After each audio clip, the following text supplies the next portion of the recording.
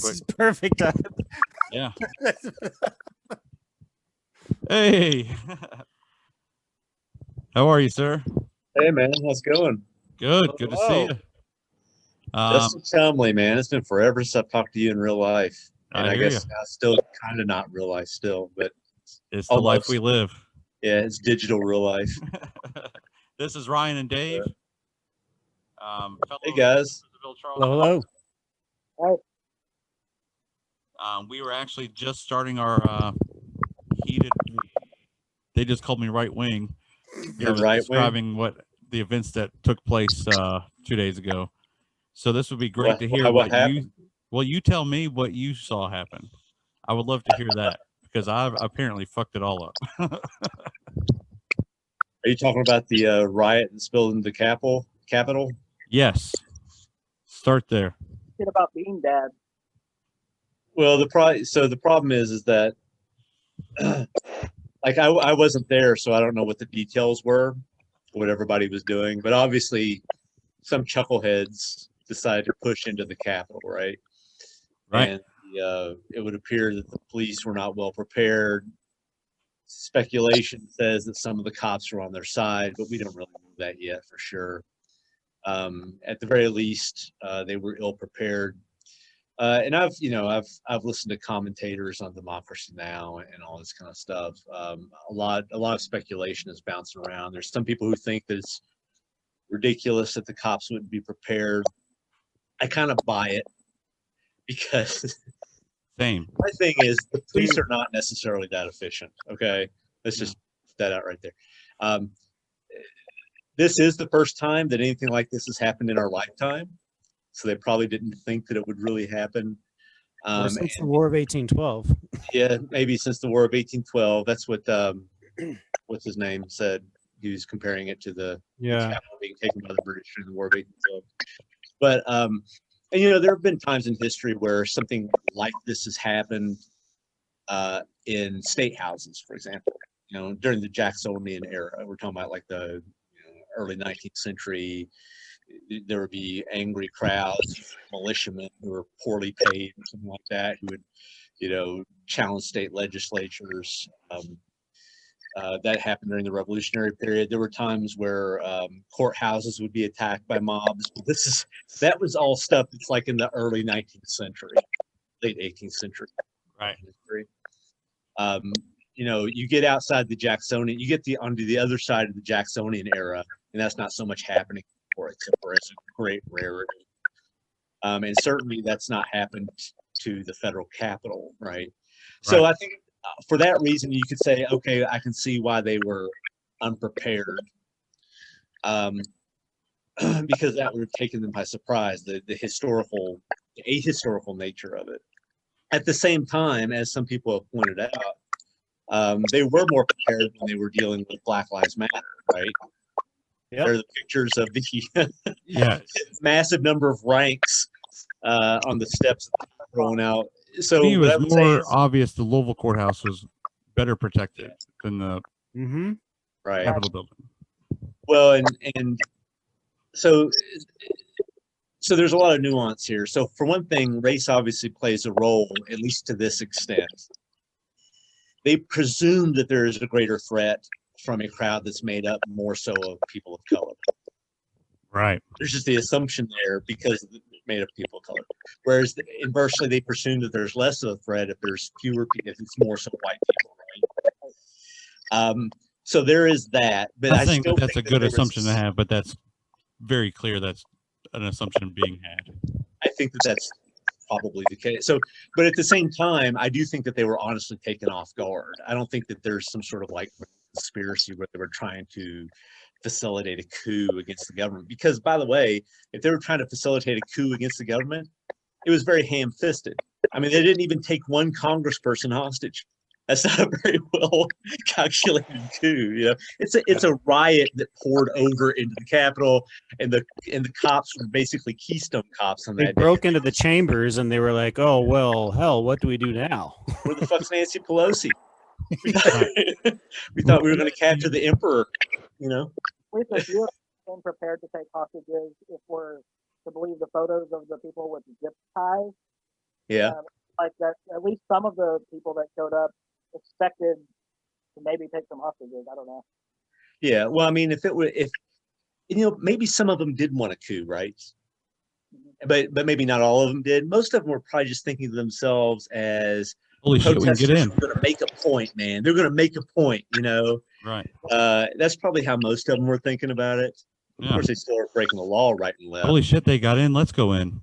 That kind of shit. Right. Didn't they break out some windows and shit? Yes, they I'm did. sure they tore up documents, and I know they They stole like 2 or 3 computers.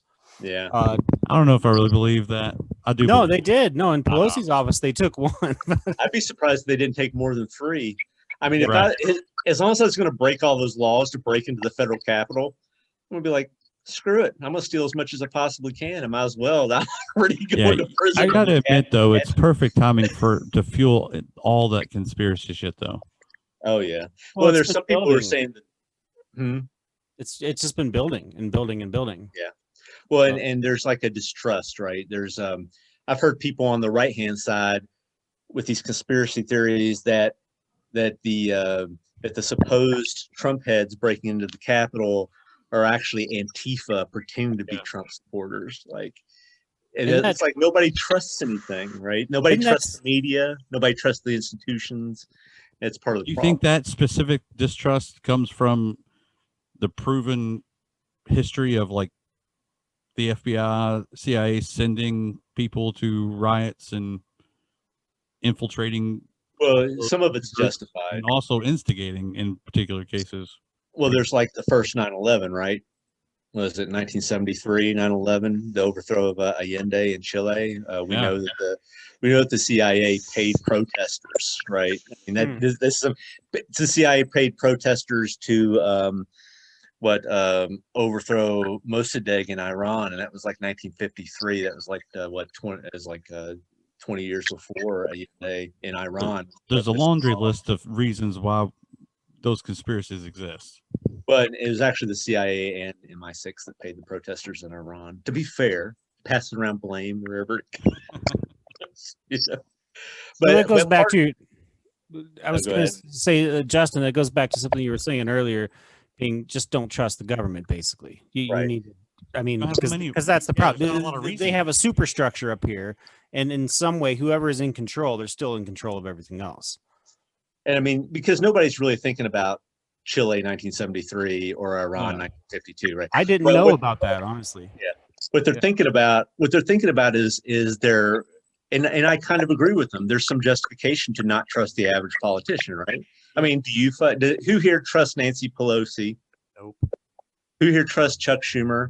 Nope. I don't trust them any more than I trust Mitch McConnell. Actually, I trust Mitch McConnell more to be a dirtbag, right?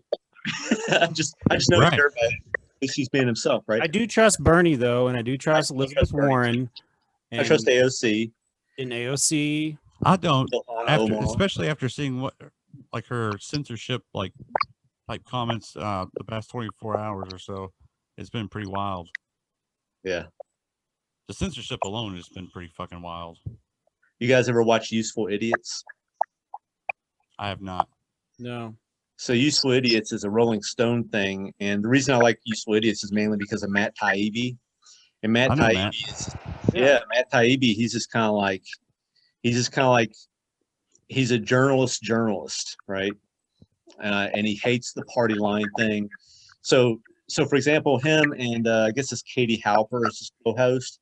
But this show, every time they start this show, they start out with the 4 food groups, and the 4 food groups is Democrats suck, Republicans suck, isn't this weird, and isn't this horrible?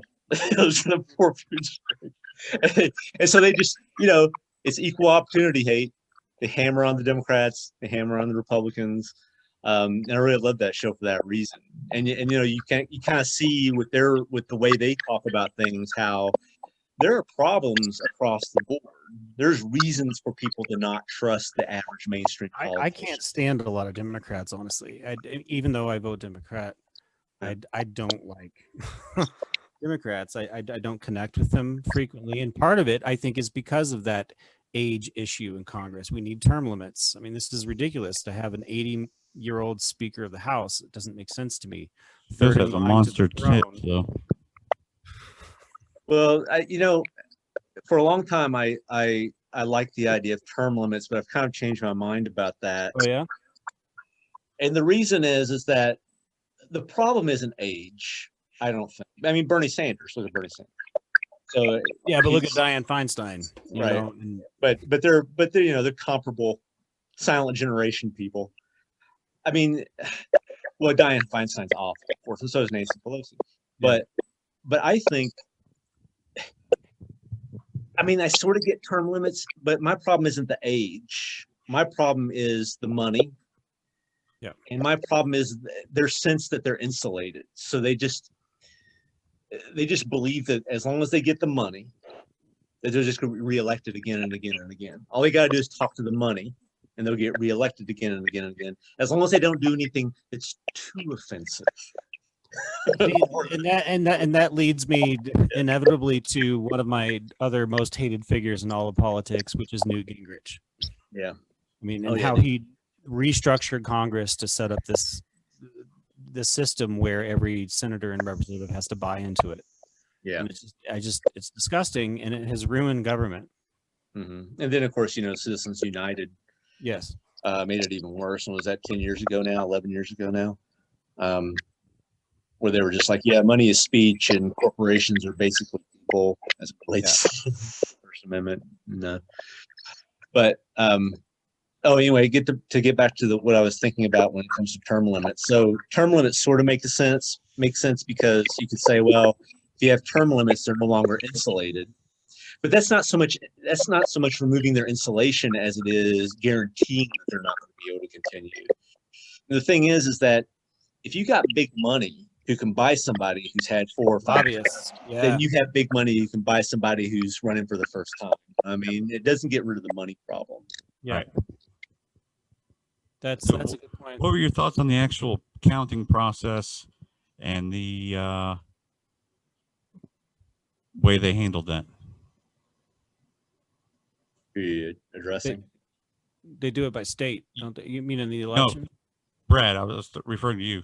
To me? Because that's where we're leading to. Like that was the next step after the riot. The whole reason the riot started was the counting process. What are your thoughts on that? Well, they just bought into Trump's narrative that there was some sort of fraud going on, and so that the Electoral College votes were invalid somehow. So, I mean, that was their whole thing.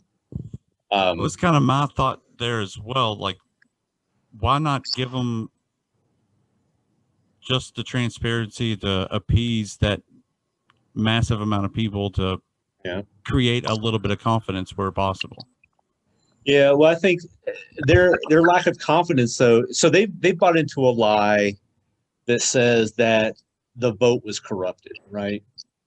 We're not talking about necessarily a corruption of the vote in terms of the count in Congress. We're not talking about a corruption of vote in terms of how the electors are casting their votes. We're talking about they believe that there is something wrong with the balloting process. So I don't know if you can give them the adequate transparency with that. I mean, well, how would one raise an argument that there is something wrong with them without? Well, wrong with what? The ballot process itself. Well, I don't know that there is something wrong with the polling place ballot process. Right, but if somebody's assuming there is, right, how would they go about arguing? Well, that's the problem. So there are people who, it's just like flat earthers. Anybody met a flat earther? Anybody here? I don't know if I've actually met one in my life. Yeah. I have met 2 in my life. They exist. Wow.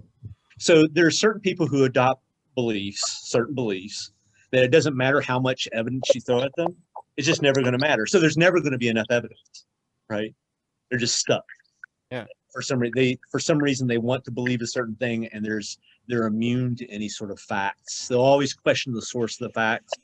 So far, like, what was that guy in Arizona who built a rocket and shot himself up, and then he died? Right. Yeah, he killed himself. Poor guy. He was going to prove to everyone that the Earth was flat.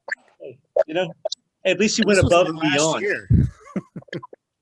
at least you went above and beyond. No pun intended. Actually, let me play the devil's advocate there. Then, like above and beyond. Why are we operating under assumption that our balloting process is good and works properly? Well, I mean, I think that people are going to want to see definitive evidence of fraud, and there just isn't that much. There's always going to be a little bit, but there's not enough to turn the election, right? Or there's not evidence. Yeah. Which I think the biggest argument they had was not that there was like balloting issues. It was the changes to the process without proper legislation. Yeah, it was the changes, like specifically in Pennsylvania, wasn't it? Extending the mail-in ballot receiving date. COVID stuff.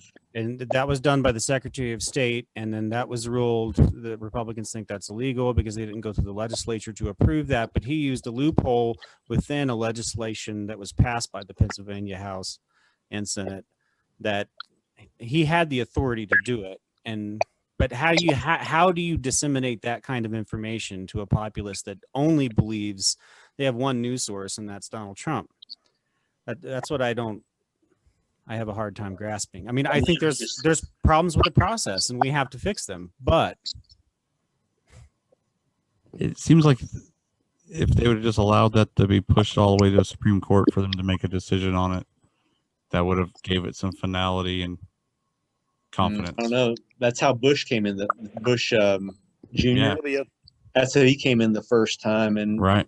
He probably didn't really win he didn't win the popular vote nationally, but no. The Supreme Court handed him the presidency. People are still sour about that. I was there in 2000 at the Bush inauguration. My choir was singing. It seemed really fucky to me at the time, but I was fresh out of high school, and like it was ridiculous. It was the first presidential election I voted in. I was 17. Oh yeah?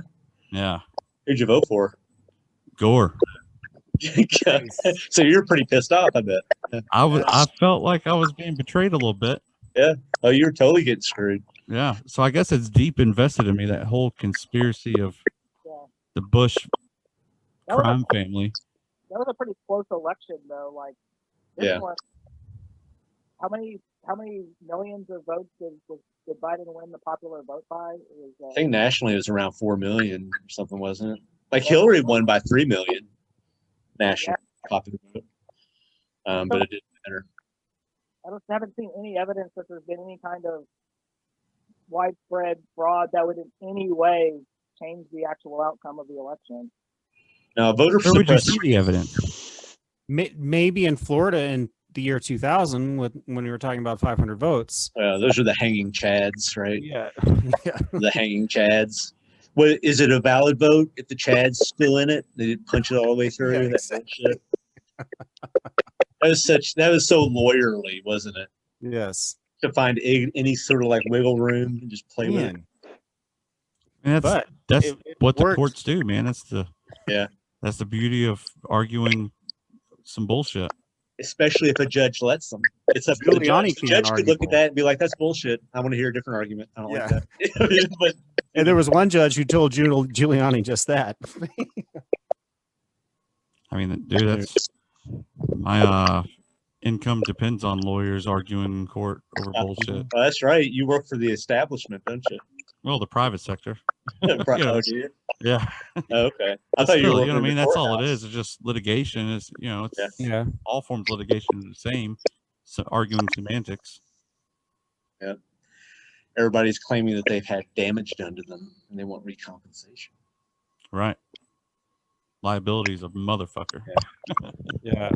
But I think voter suppression is a bigger deal than voter fraud. I think, and there's more evidence that there's a problem with voter suppression than voter fraud. Do you think the blockchain would be a more efficient way to do voting? You mean ranked voting? Maybe. Sure. It's like, you rank them from like 1 to 3 or 1 to 4. You write in your preference, your first preference, your second preference, your third preference. Right. So basically, no, just the counting process itself being tied to the blockchain for documentation, like a ledger. What do you think about what, David? What's the blockchain? like Bitcoin is on a blockchain. You know, it's a ledger. There's like a paper trail, sort of. But this is the thing; they're already. So the way it works now is you have a bipartisan counting process. So you have people. So you'll have Republicans and Democrats in the same room counting ballots. So they're supposed to check each other. So the Republican will have reason to object if there's any good reason to object.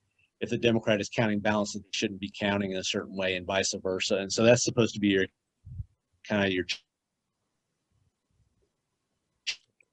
checks there, right? That you pit the parties against themselves, and so they check each other. And then they do have a paper. They do record it, right? There is a paper trail, right? And they have observers too, right?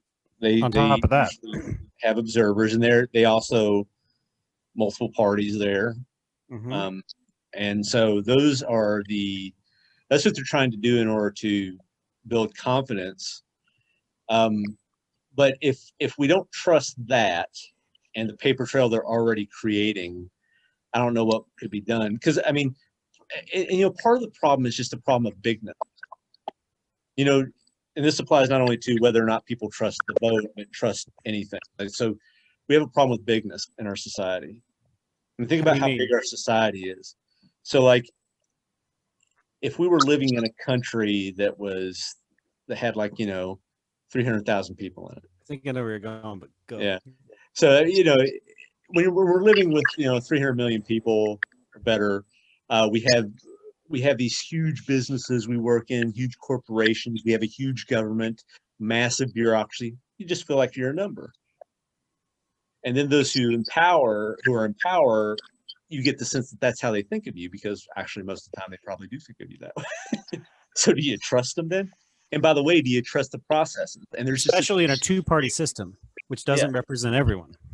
But do you even if people weren't, even if you thought people had your best interest in mind, do you believe in the efficiency of that big apparatus, right? Mm-hmm. It kind of boggles the average human mind if they start thinking about it. Yeah. Like even in terms, I was talking with Justin, something a little bit similar. Like even in terms of democracy as a whole, like how can you contain a democracy once it grows too large? I mean, once it's just too big, there's no way to satisfy the populace. So there's always going to be this undercurrent happening in society, no matter what it is. That's something that James Madison dealt with a little bit in the Constitutional Convention.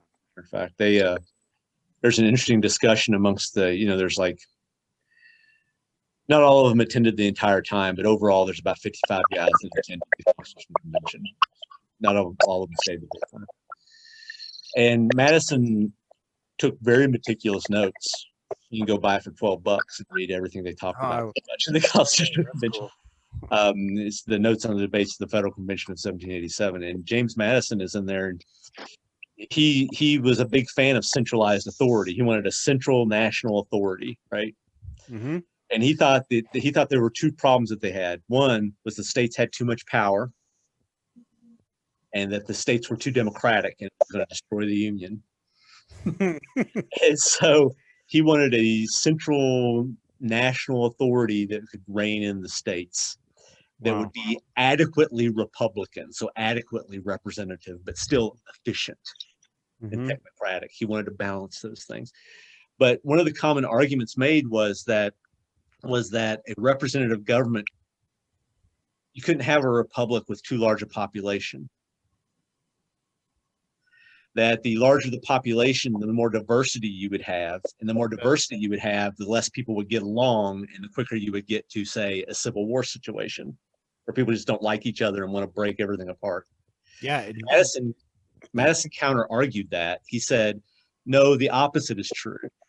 And his argument for the opposite was this: no matter how small the group is, people will always have disagreements. So there will always be factions. But you're better off having 10 factions versus just 2, says Madison. Because if you only have 2 factions, there's the possibility that one faction will be able to completely dominate over the other one, which means it's more likely they'll try. Whereas if you have 10 factions, it's hard to imagine one faction becoming dominant. 100 factions, even better. Wow. And so they're forced to compromise.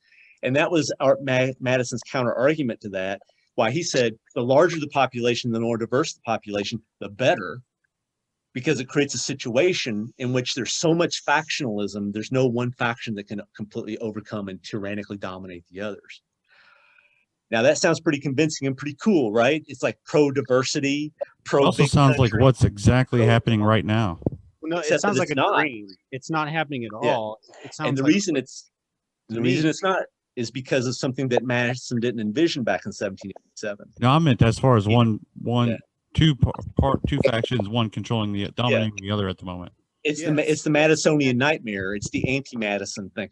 And the reason for this is because Madison never envisioned modern political parties as we presently have them.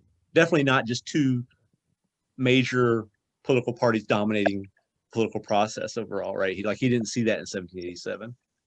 He thought there was a possibility of a fight between the North and the South because of their different forms of economy. He actually said that, though he didn't make a slave. But he said, but the diversity of economic concerns in both of the contiguous regions are great enough that we might be able to avoid the problem. By establishing the Electoral College? No, just by the largeness of things.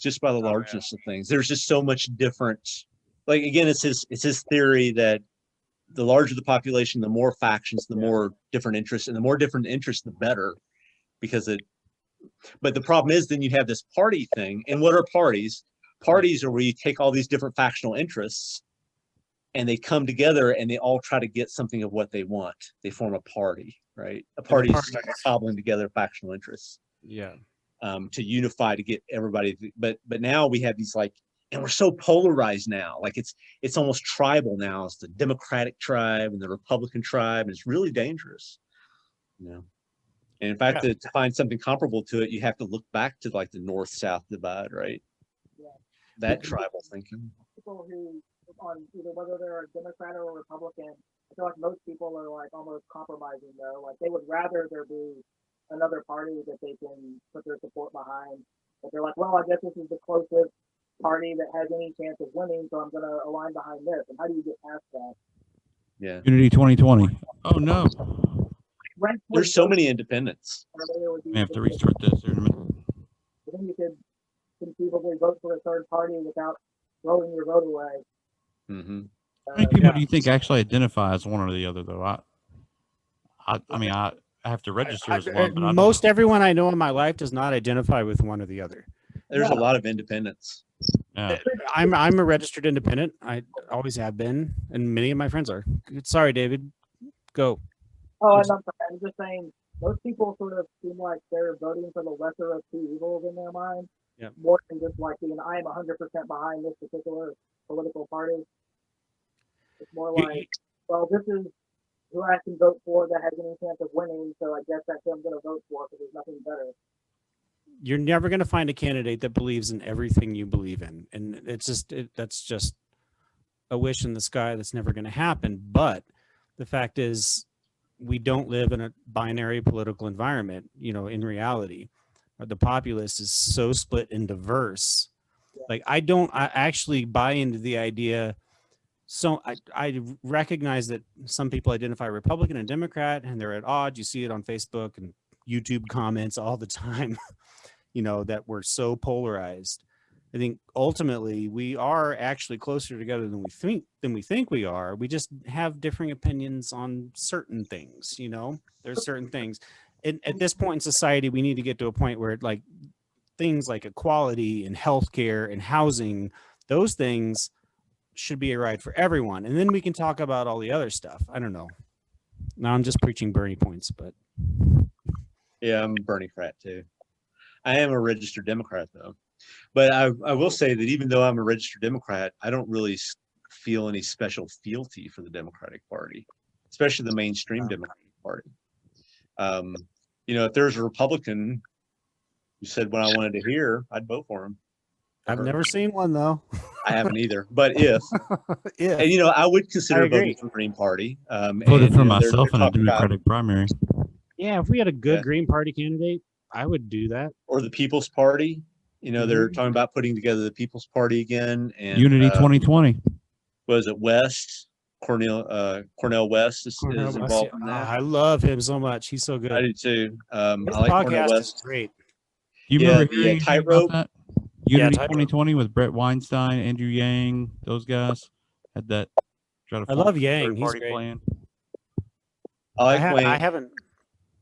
Yeah, I like Yang up to a certain point, though. Really, you get outside of UBI, and he kind of sounds like your standard pro-business Well, I guy. mean, he is big tech. Yeah. Speaking of, what do you think is big tech's role in this current climate? And do you see how they've censored a ton of people and are stifling a lot of speech at the moment? And what are your thoughts there? Cool. I think big tech is just going to become like the other bigs. Big corporate's big corporate. Doesn't matter. I mean, like Elon Musk. He's now the richest person in the world. And I'm tired of hearing people talk about how great Elon Musk is. No, he isn't. I hate him. He has a shitty opinion about small communities. He has a shitty opinion about labor. He's just like the other big corporates. He's not. And he can't get a rocket into space. I mean, he did it once or twice, but and he has like an electric car that's not selling so well or something, right? Yeah, it is. Yeah, there was an article that came out on BBC yesterday about they're making lithium batteries in Europe better than Tesla right now. Probably. Here's what blew my mind watching that shit, because I was telling Ryan and Dave, I was watching live streams of people walking around that stupid gathering and all that shit, basically from 9 o'clock in the morning till 2 a.m. until the count was over or whatever. So I was enthralled by it. But I was shocked when, after that shit ended and they cleared it out, Biden made a nationally televised address, and then it cuts to Donald Trump making a filmed Twitter video. and then 10 minutes later, it's removed and he's banned from Twitter and everything. I've never seen a president got banned from Facebook not too. have the ability to speak freely on public air. It really seemed like they were trying to avoid letting that dude say anything. It was crazy. Well, and the reason is because it looked like he was inciting riots, and he kind of sort of did in Washington, D.C., right? They were like, holy shit. And, Congress has been chewing on these guys. They've been chewing on, Zuckerberg, guy who's the head of Facebook. Yeah, that's the thing. They were just having all these congressional hearings with these cocksuckers about doing this very thing that they're doing like en masse right now. Well, it's because they were scaring them up anyway, and then all this crazy shit happened in Washington, D.C., and Zuckerberg's like, holy fuck. Everybody. Twitch, everything's we're cutting this guy off. Nobody can say so much trouble. Yeah. They're like demonetizing a ton of people. They're talking about splitting them up, breaking them up, right? Breaking up Facebook. That's I Actually, think that's I kind of agree idea. with I don't know. it. Yeah. But he thinks that if he plays their game, that they won't do it to him. I think they should do it to him anyway. I don't care. What role do you think they play in free speech? Like stifling free speech? Oh, it's terrible on free speech. Well, I mean, look what they're doing with Julius Assange.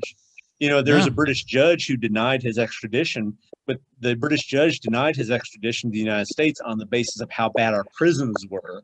Nary a word was said fretting over freedom of press. Not a single. Right.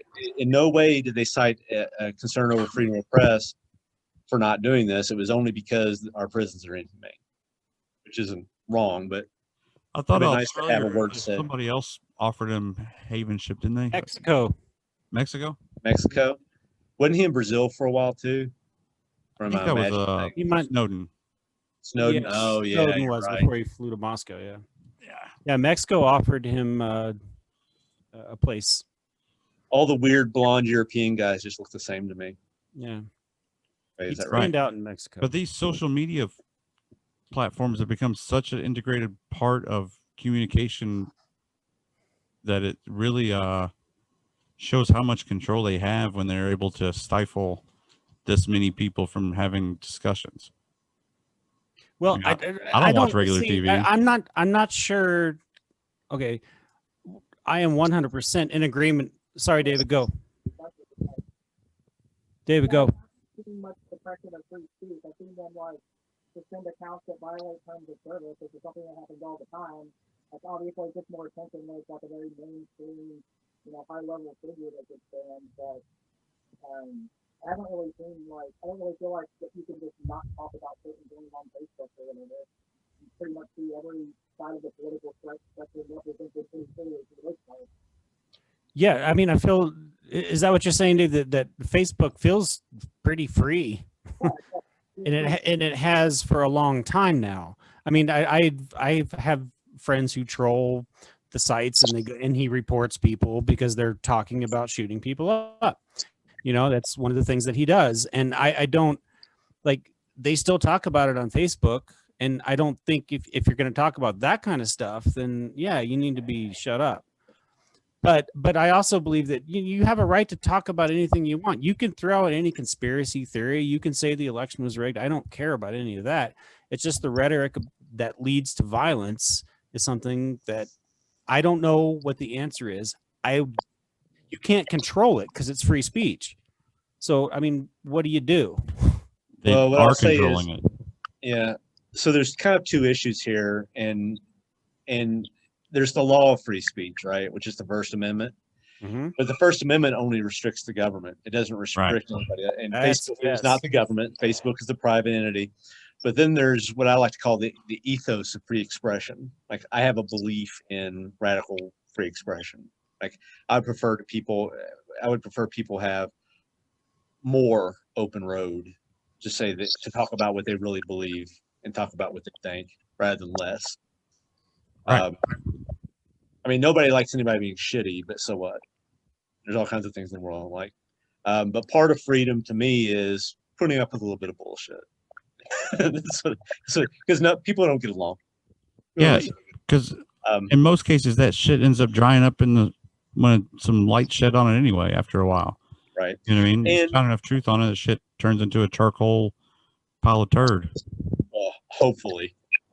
So there's still the people who believe who believe or they're going to believe no matter how many facts you throw at them. Flat Earth. Yeah, flat Earth. I knew a guy who did. I knew a guy who thought that the sun revolved around the Earth. Right. Like, what is this? The fifth.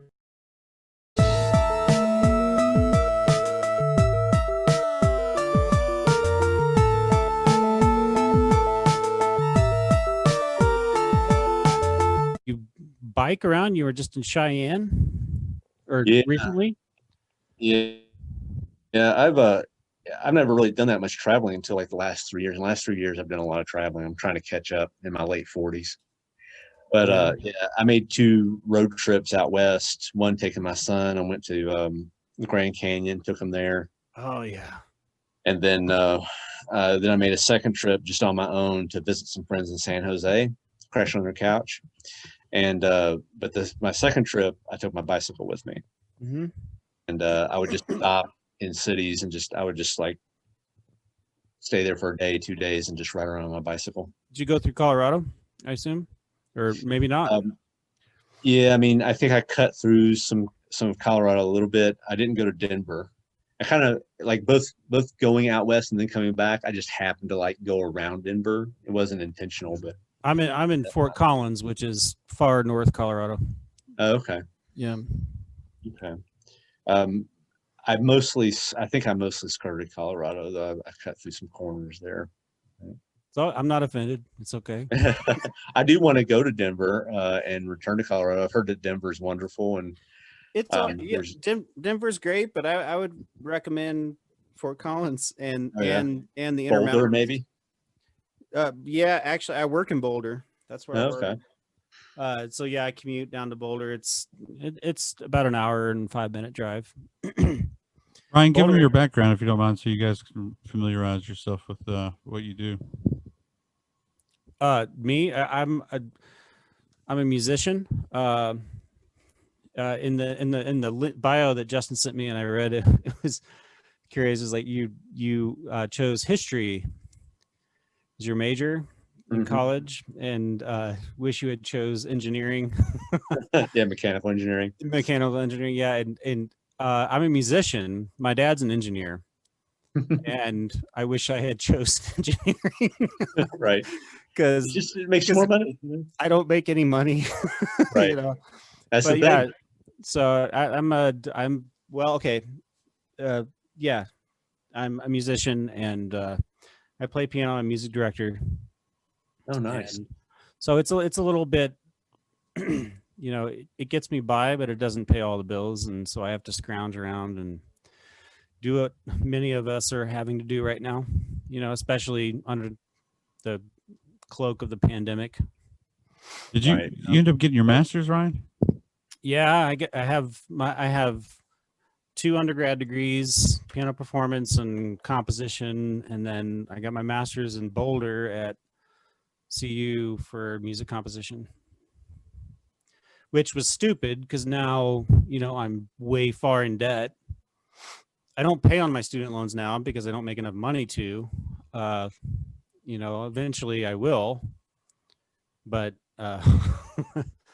you know, it's really awful because, I mean, you know, and I accumulated a huge amount of debt too. I have a MA in history, but oh wow, you know, so without a PhD, even with a PhD, you might be stuck as an adjunct, but definitely without a PhD, you're stuck as an adjunct. And you know, adjunct for I have many something about adjunct work. It's like many part-time, friends, low-paid contract labor, right?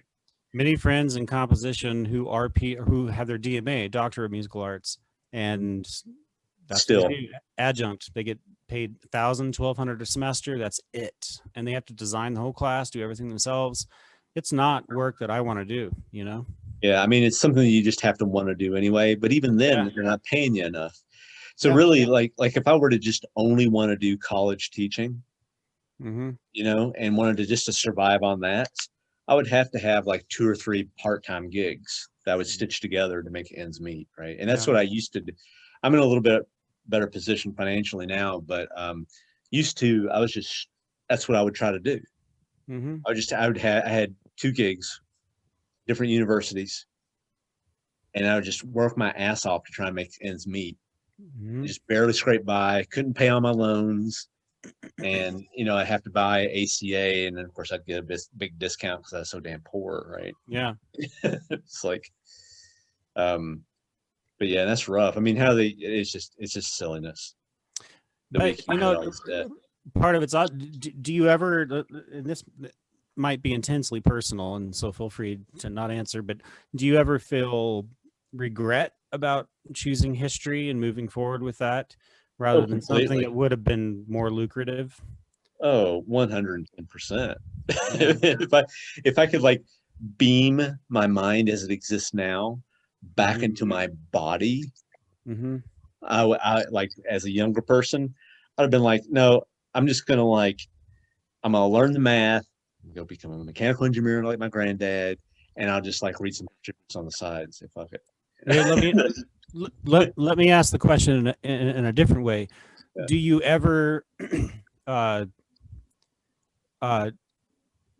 when you engage with your passion with history, do you ever regret that in some way? Like, when you engage with your passion, is that something that is all consuming for you in that moment? I mean, I still enjoy the material, right? Yeah. And I can enjoy the students if they're not shitty students who aren't trying. You know, if they give a shit, it's great. Yeah. But I always like I pretty much always like the material. There is this thing where, so I teach intro courses, and it's the same courses over and over again. So there is this thing where I kind of like get tired of talking about the same thing over and over again. But that problem has been solved to a great extent because now I'm doing it all online. And so now I just make these videos or I type it out. So guess what? The web page or the video just says it again and again. I don't have to say it again and again. It does it for me. I've just created the content. Students go and engage in the content. And actually, I love online teaching. I'd much rather do online teaching. I think it's the future. Do you think your contract should be catered to that now? Like well, now they are. I mean, you know, they're just signing content creator. Yeah, I am a content creator, but see, this is the thing with that. It does benefit me, like personally. So like before, I would have to go to a class 4 days out of the week, right? I'd have to go to these different classes, sometimes multiple classes in a day. Now I don't have to do that. Now I've created all this web content, and I do interact with the students, but not nearly as much. And and you know what? I have legitimately opened a class from the beach before. And I've done that just to say that I've done it. And you know what? I had my phone. The course was already created. All the content's already created. It's all already set up. It was great. And I just opened it up and I'm starting to talk to them. I'm like, I'm just sending them texts on the phone. There you go, doing my job. How quickly do you think the tech will? How quickly do you think that tech will put the need for your involvement out the door? It already is. So what's happening is, so for the last 20 or 30 years, even before the tech, what's happening is that the universities have been democratizing, but that's a lie. They're not democratizing, they're Walmartizing, all right? They're Walmartizing as the proper way to think about it. Yeah, exactly. Yeah. Because what they're trying to do is they're obsessed with maximum enrollment. They want to get as many butts into the seats as possible because that brings revenue in. They don't care about the talent or the ambition of the student.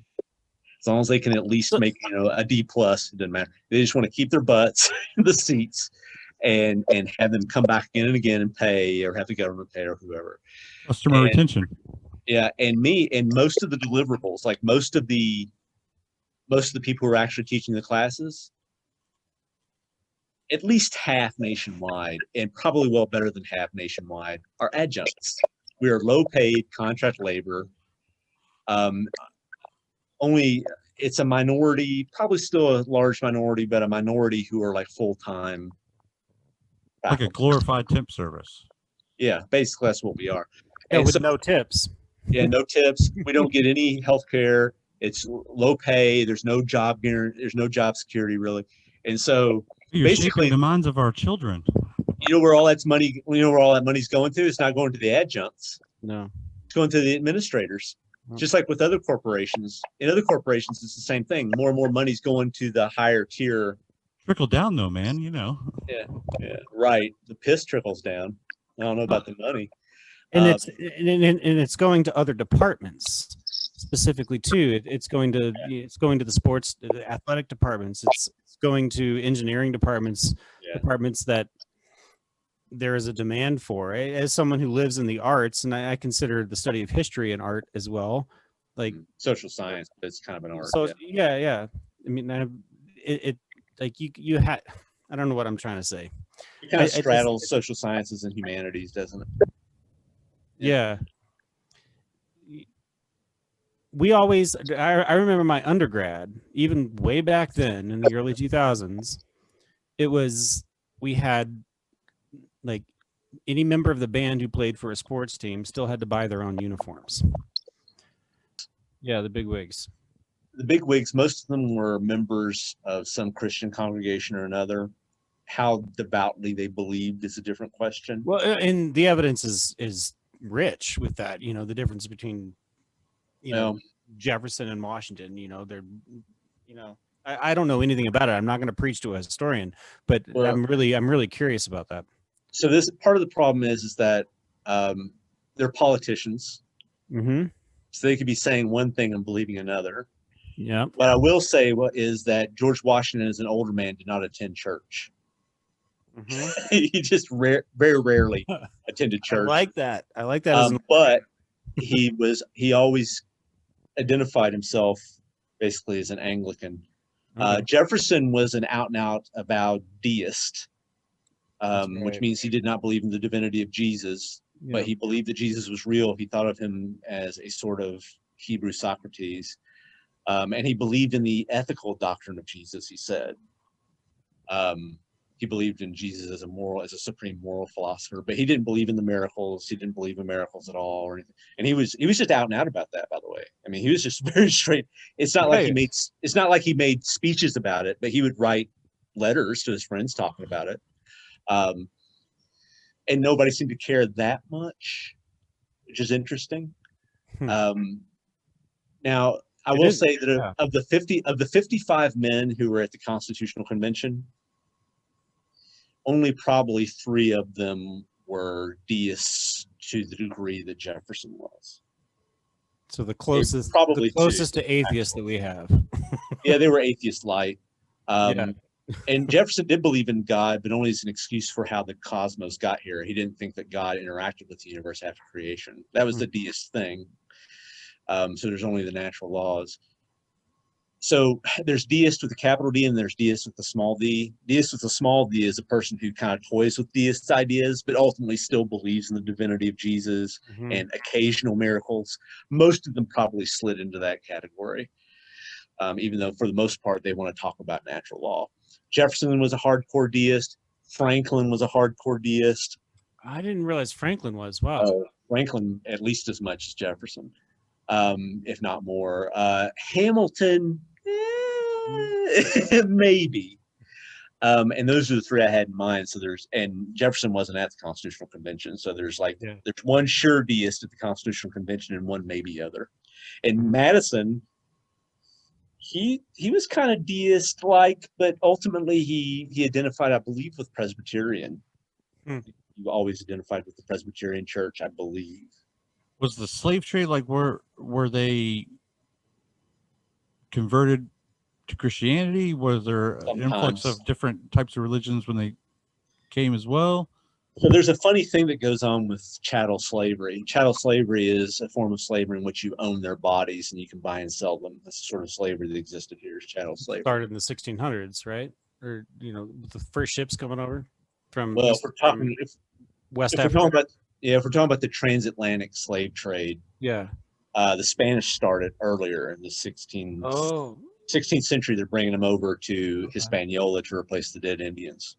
Not to be indelicate about it, but that's the truth. Yeah, that's the truth.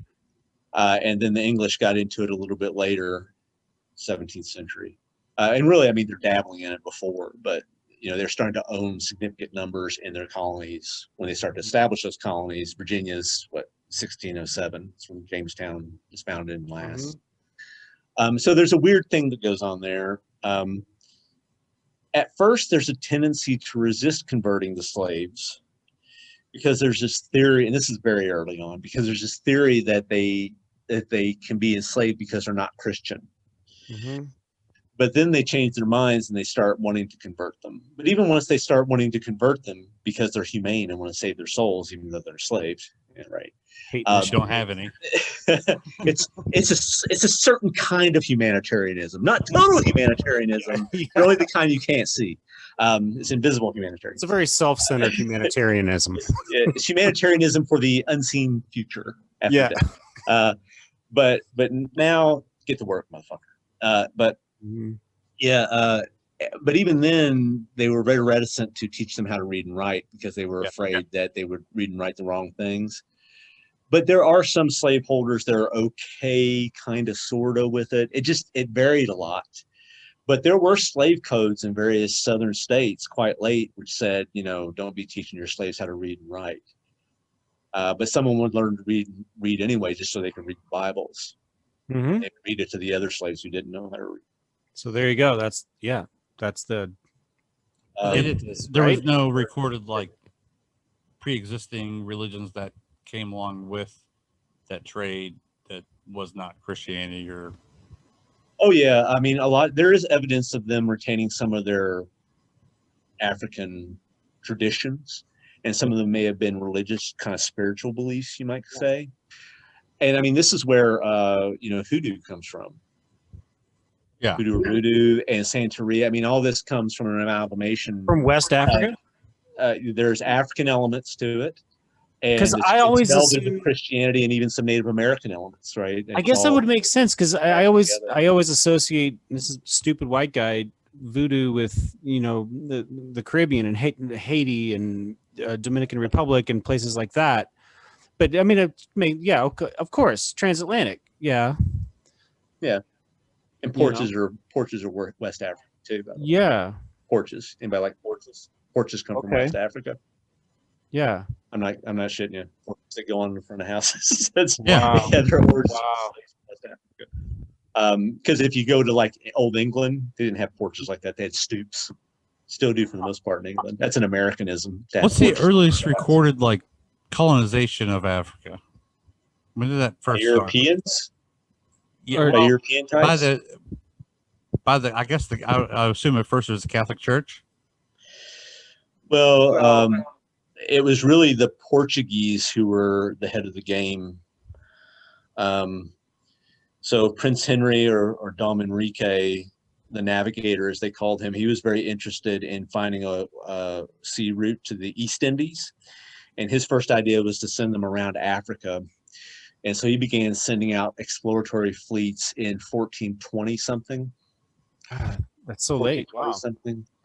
And they're inspired because, there have been crusaders who came into North Africa and had even temporarily seized some Muslim cities in North Africa.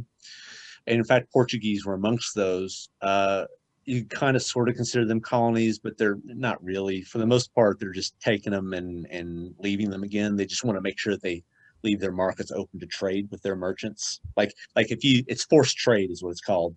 If you don't trade with us, if you close your gates, we'll make war on you until you agree to trade with us again. That's what they would normally do. And then they would justify it as crusade against the Muslims. But they found out about some of the gold coming out of the Kingdom of Mali down in West Africa, further to the south. And they were after that gold.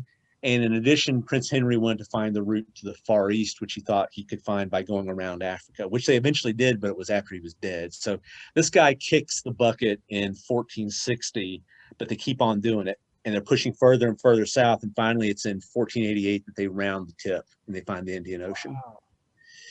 And so when does Columbus trip over the Bahamas? 1492. Yeah. So right. The golden age of maritime exploration is already going on, and it's going in a different direction. And they've already found their route to the Far East, which is why when Columbus comes to the Portuguese court and says, hey, I can get to the Far East by going west, they're just like, well, first off, you're a nutter because the world's too big. Your ships will sink. They knew that the world was round. They didn't think it was flat, but they thought it was bigger than Columbus did. And they're close to the right. They were close to the right. Have a map of it, right? I mean, they didn't have a. Let me interrupt you here, guys, because we're about to hit this stupid time limit thing. We got to really figure this out. No, I'm going to buy a membership tomorrow. Okay, well, I'm going to send a new link here. It's about to end on its own in a minute. I just wanted to say something before I did it randomly. Well, I was just going to say that they didn't know that the Americas were here. Yeah. But they knew that the world was round, and they were close to knowing how big it was because the ancient Greeks had figured it out using geometry and astronomical observations. There's a whole story behind that. I want to hear if you know, like South America. How does South America play into this? Like European exploration down through South America instead of going over the Horn of Africa, under the Horn of Africa. When did we go farther east and hit Argentina or? Well, Brazil. Not. Even when Columbus was still alive, you had more guys coming over exploring.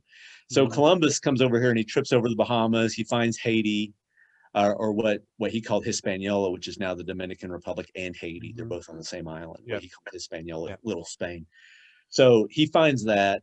He actually finds the coast of Cuba, and he has 4 voyages overall. But even before he's dead, even before he does his last voyage, there's other guys coming over exploring.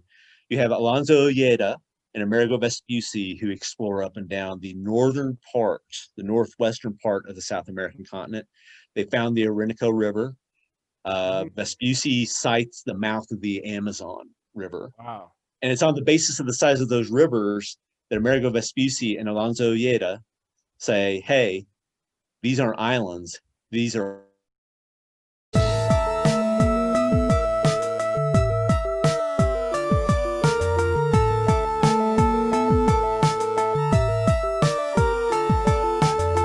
I guess exploring. Oh, we don't necessarily have to get into all that. I'm fascinated by it. I was looking up the southernmost island in Japan. Well, what'd you say it was? Chichijima. I can show you real quick. Yakojima. Ishigaki. No, I don't know how to. So it's pretty close to Taiwan. It's closer to Manila than it is to Tokyo. Let's see.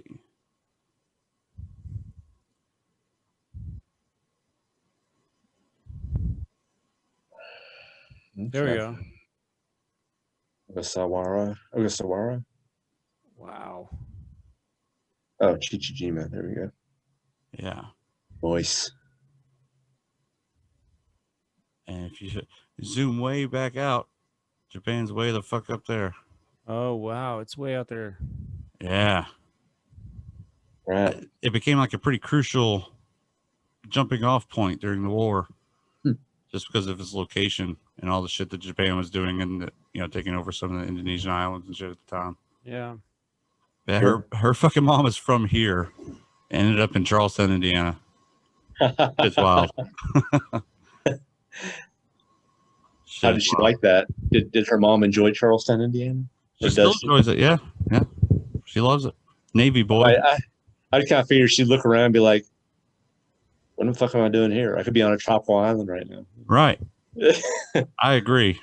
She does long for it, I think, sometimes, but it's a weird situation because I don't think she's comfortable talking about a lot of it, because a lot of that war situation was really active in her prime, like high school. This was her 15, 16, memories, you know what I mean? From basically her whole teenage life was turmoil of who runs this country and am I safe? Where am I going?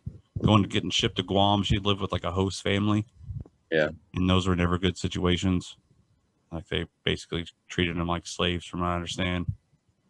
Yeah. They're, like United States naval family or something would just take in these islanders and just, indentured serving them. It's pretty rough. But she's not doesn't enjoy talking about it too much. It's like an orphan horror situation. Yeah. Yeah. Does she still have relatives that she knows there? Yeah. You got George and Michi, and she got 3 sisters, 1 brother. Oh, George is a brother-in-law. Sorry, 3 sisters, 2 brothers.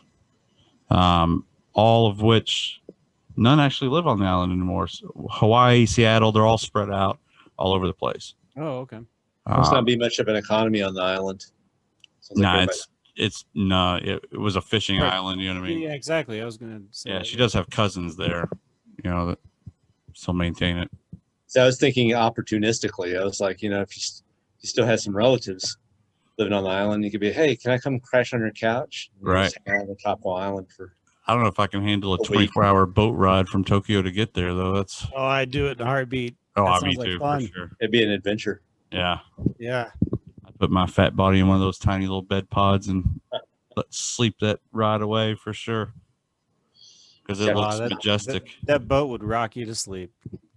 You'd be good. Yeah, it really does look like. It reminds me of remember the movie The Beach with Leonardo DiCaprio? That's what it reminds me of. Just Classic. like pristine, glorious island. But it's full of like tunnels and like a lot of war remnants that are still there. Sure. Little installments and shit like that. It's pretty wild. It's those stories of like, Japanese soldiers being in caves for 15 years after the war is over and shit. It happened on islands like Chichijima. These guys are wild. And I believe, didn't your cousin actually testify in the war tribunal after the war in Indonesia? I believe I remember seeing an article about that. Oh, wow. Like like as a witness to the atrocities, you know what I mean? I know there was a trial in Tokyo too, wasn't there? Yeah, I believe so. Like a war crimes trial. Mm-hmm.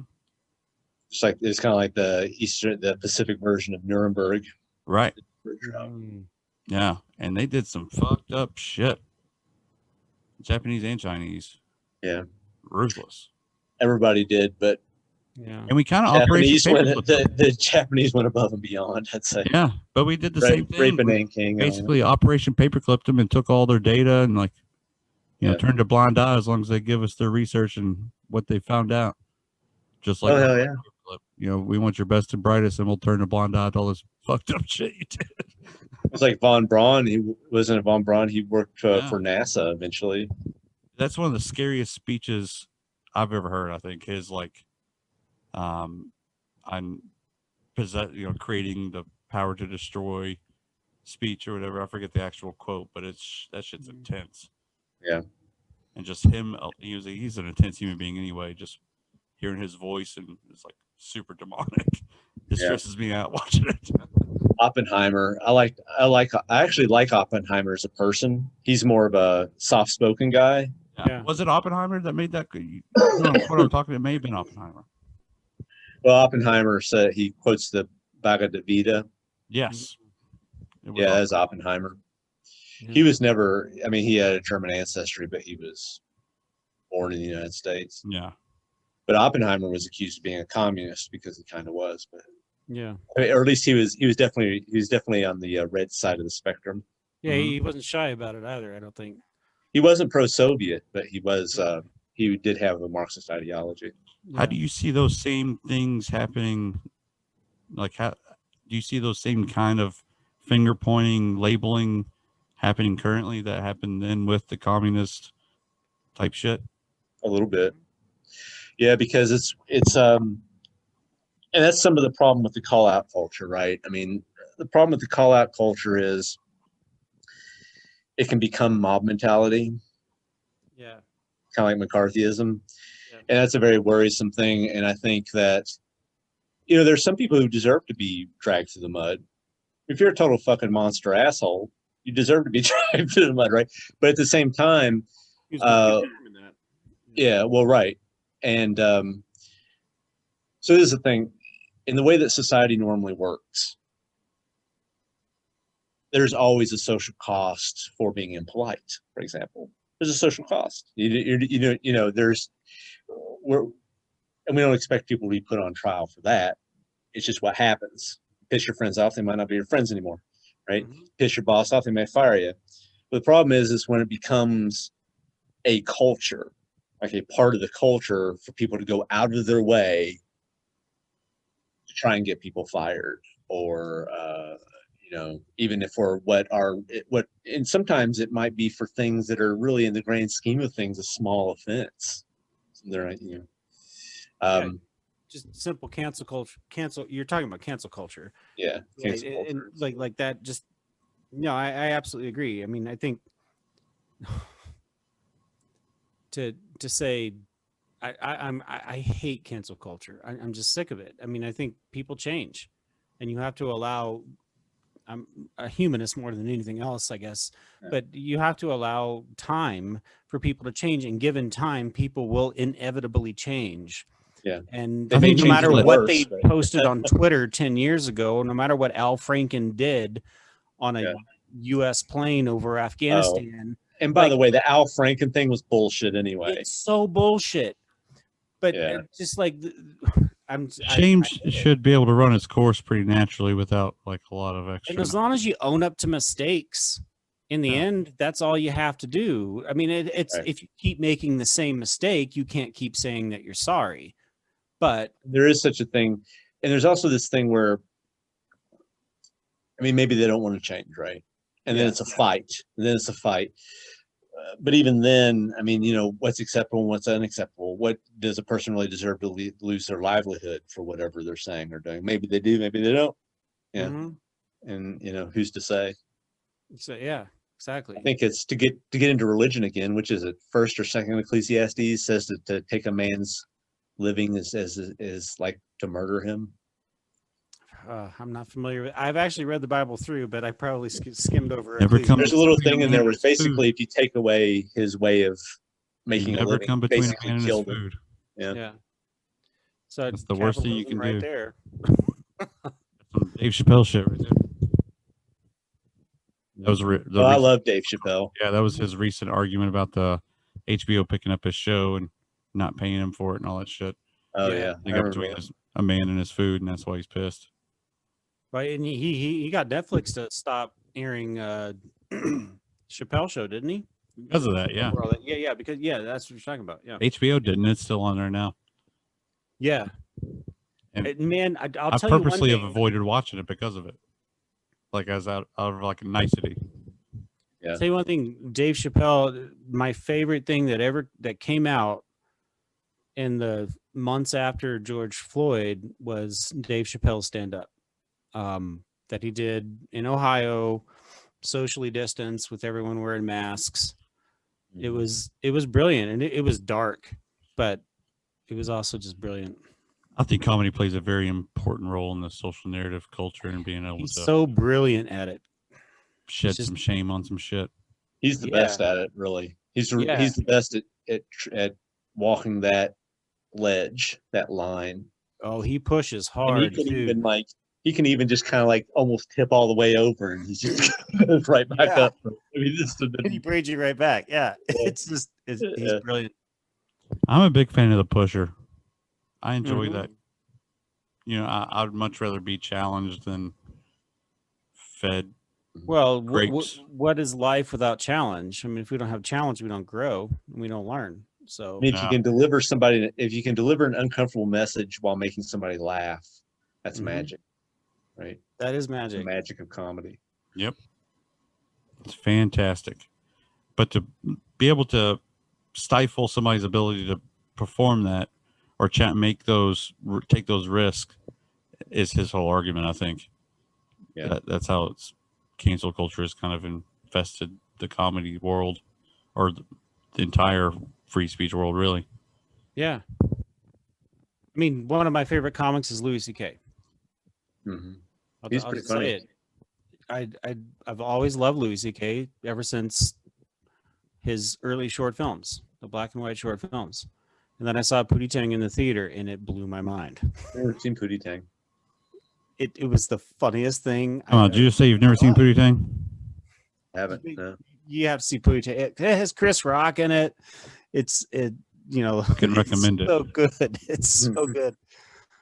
Fucking recommend it for sure. It's really good. It's really Sarate. And yeah, it's amazing. But that was a whole scandal. It was like, okay, so we're gonna cancel Louis now. Because he likes to throw open his robe in front How bad does it suck to be Neil Brennan? He likes to jack off while he's talking to people on the phone. Yeah, I mean, Chappelle did a whole thing about that too. That's not my thing, but Chappelle's like, can't she just hang up? Yeah. Well, in Louis' case, he actually invited people into his room, which is totally inappropriate and just pure stupidity, in my opinion. But it's inappropriate, not to invite him, really. Right. It'd be impolite not to share. Right. If you just show up with the party, it's no good. But if you send the invitation, you're at least making people aware the party's about to start. You just gotta be polite about it. I think that's the problem. He didn't send the invitation. You gotta be like, hey guys, I was thinking about jerking off. Would you like to come watch? Yeah. Then that's all it takes. If you don't ask, you'll never know. Right. Shoot me a text invite or something first. You know what I mean? Right. Yeah. That's his problem. But cancel culture in general. The Al Franken thing drove me crazy. I just that was bullshit. Yeah, total bullshit. Yeah. How about the Jeffrey? Did you guys hear anything about the Jeffrey Toobin thing? I never watched it, but I heard about it. Yeah. This guy on a Zoom meeting, he was whacking it. He didn't think they could see him, but they could. And now they're calling him Zoom and Toobin. Zoom and Toobin. That's right. That's fantastic. What a work call or something when it happened, or what? Yeah, he was like, I think he was somebody who worked with at a magazine or something. I can't remember. It doesn't matter. But there was like a conference call, and he thought they couldn't see him. They could. He was whacking off. Separate window up and shit, and just having a good time. That's like a fucking nightmare, man. It's like a nightmare a dude would have. You wake up in sweats thinking that you did that, but no, he really did it. That's I'm pretty sure he's getting divorced. I'm so glad I don't have to do that as a part of my, living. Because I don't think I had a shirt on all day while I was working. I'm almost positive I did. I have to Zoom a couple times a week, but that's it. Otherwise, I can stay here and just practice and do what I have to do, which is a privilege. Oh yeah, definitely is. I like working from home. Me too. You have 2 kids. I have 2 kids as well, and I know you. 2 girls. I have a girl and a boy. One's 7, one's 3. So I guess they're probably younger than yours, but yeah, Brad's 75 years old. Yeah. 75. I have a boy and a girl too, but they're both grown, pretty Mhm. much. I'm 41, so that's where I'm Yeah. at. I'm 48. I'm about to be. It's not very long until I'm 50. I'm almost there. I'm almost a half a century. Mm-hmm. Yeah. I know Brad via my uncle. As you know, Ryan, my grandparents raised me. So Yep. their youngest son, which is my uncle, was still in the household. What's funny is I know that he's your uncle, but I always want him to call him your older brother. Yeah, that's. I mean, I just think of you guys as truly being look brothers. at him like that. Yeah. Yeah. Just it's hard to make the story sound not so weird if I'm saying brother, uncle, switch Right. back and forth. But anyway, Brad and him were basically best friends during high school those years.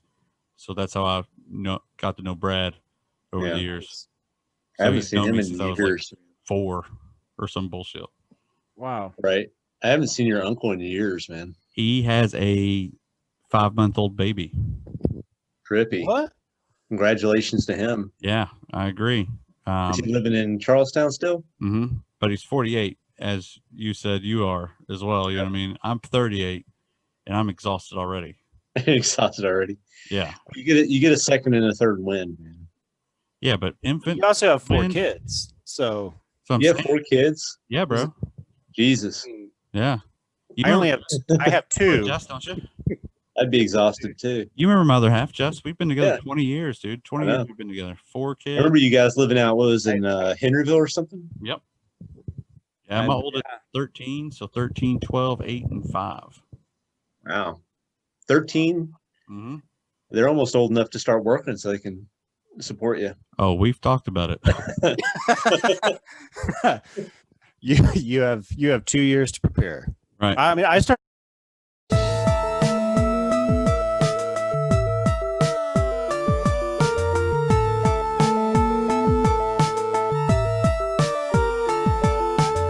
Bad Magic Productions. The guy who does it is Dan Cummins, and he's a comedian. Yeah, I know. But I've never watched his stand up, but he probably is Pretty pretty good. He does Time Suck. It's just him like covering he'll choose a particular topic. Usually it's a historical figure. Sometimes Wasn't he one of the guys from Drunk History as well? Didn't he help? I don't know if on he that was show? on. He's never mentioned being on there. Okay. But he does. Is We Dumb is making fun of stuff on the internet with one of his buddies, and then him and his wife does Scared to Death, and are just telling ghost stories. Nice. Yeah, That's awesome. so I like all of his stuff pretty much. I like him as a person. Right. And then there's just a bunch that I like. I like true crime stuff. I like. I just like stories. I like ghosty stuff, anything like that. And how awesome was that first Serial podcast when it first came out? Remember Oh, that it was big amazing, phenomenon? man. Yeah. Yeah, Serial was amazing, and You know what S-Town too. It's like an HBO series or something now about that, and I can't even bring myself to try to watch it because it's like going to ruin that What is it whole again? series for me. What is it? Serial. Okay. Yeah. This was almost 10 years ago, wasn't it? When you say? Because there's been 3 seasons. This is the kid.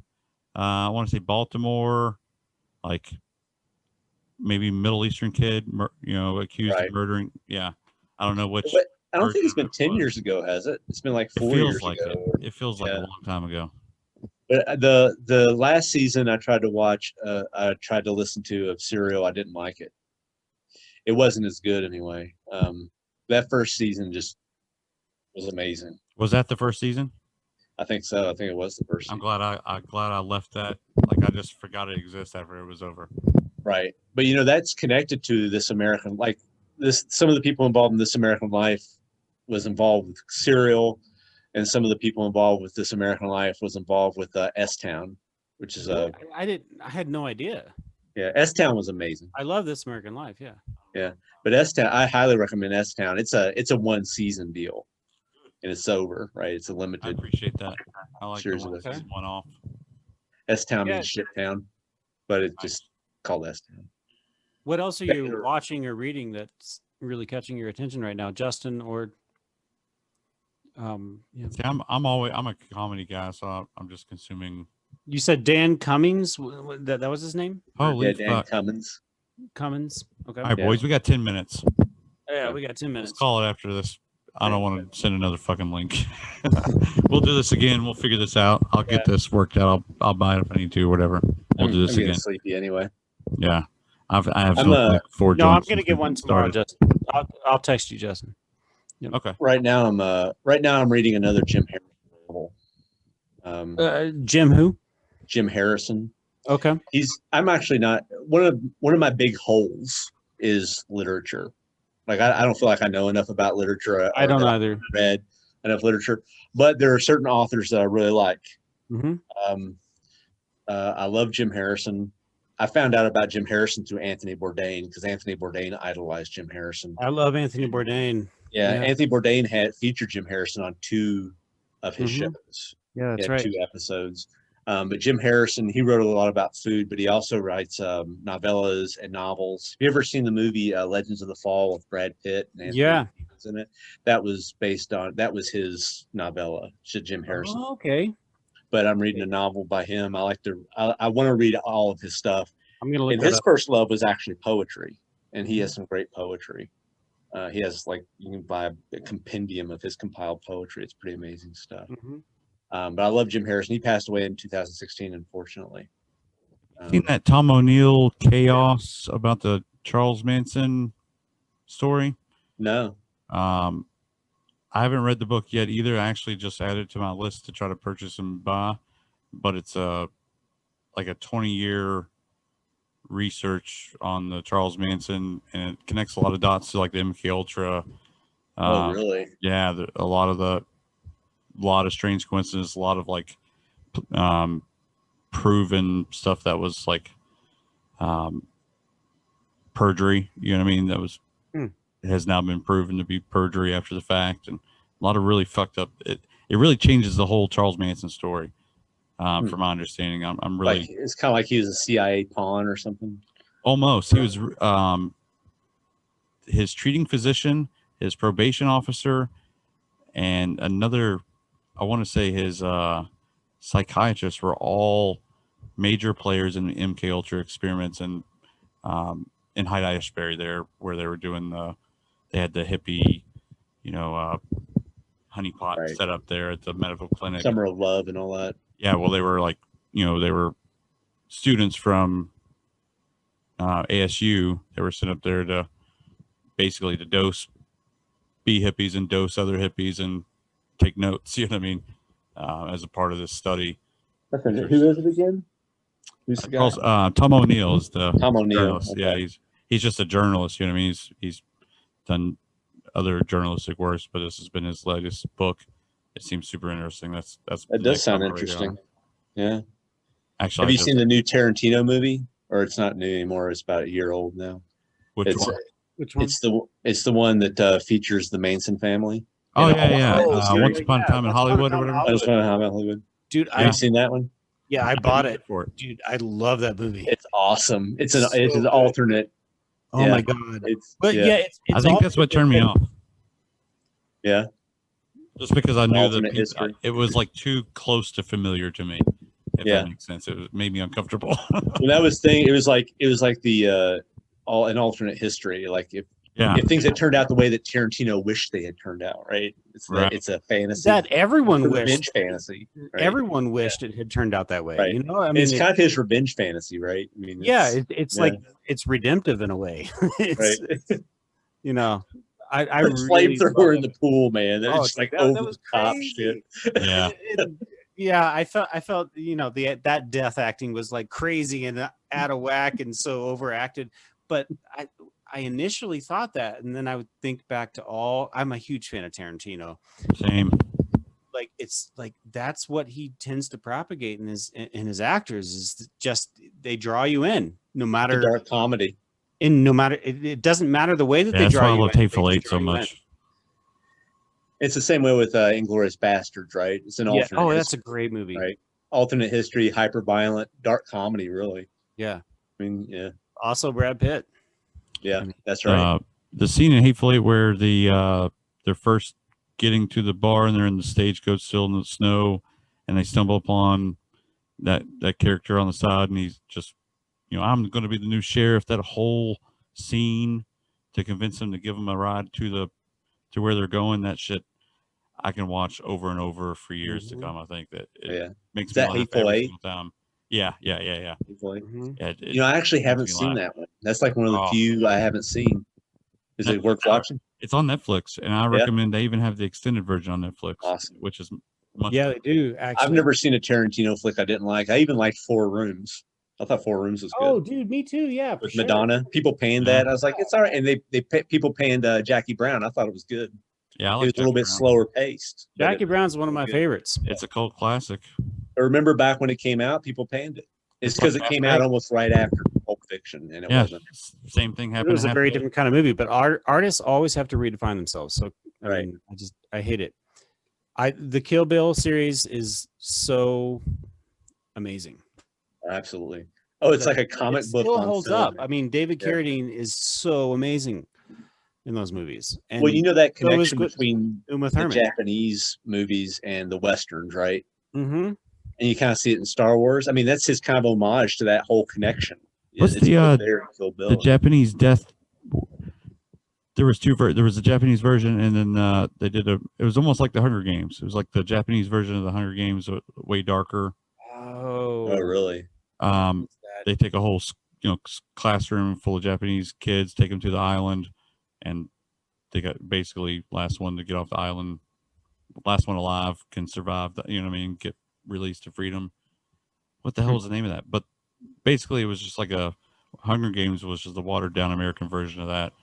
It was so much better in the Japanese version. Battle Royale.